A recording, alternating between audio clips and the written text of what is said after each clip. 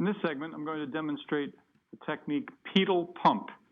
And there's actually a couple of ways that you can do this. The classic is a patient supine, where we either put the feet into plantar flexion or push the feet into dorsiflexion.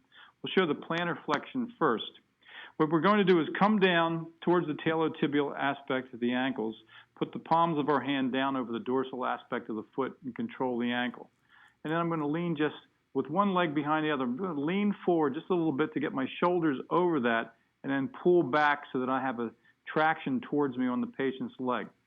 And with this technique, we're going to set a vibration or a alternating little movement back and forth so you can see the patient shaking. And you can see how my wrists sort of go back and forth in a little circular hinge movement.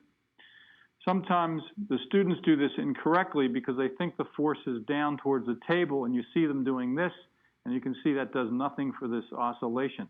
What we're trying to do is get the lymphatics to move by using an abdominal kind of sloshing mechanism of getting the abdominal contents to slosh up against the abdominal diaphragm, respiratory diaphragm.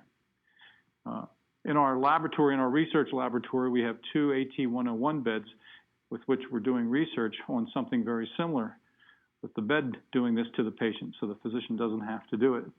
And if you do this long enough, it may help endothelial nitrous oxide release, which might be anti-inflammatory in nature. And we can do this for a couple of minutes.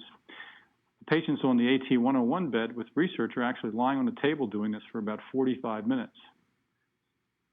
The second way to do this is dorsiflex the feet and just get your heel of your hands on the ball of the feet and take them in this direction and do the same thing with a big sloshing movement this way. The difference between the two of them is that with this one, you're getting a stretch on the posterior fascial planes, and with the anterior contact, you're getting movement on the anterior fascial planes.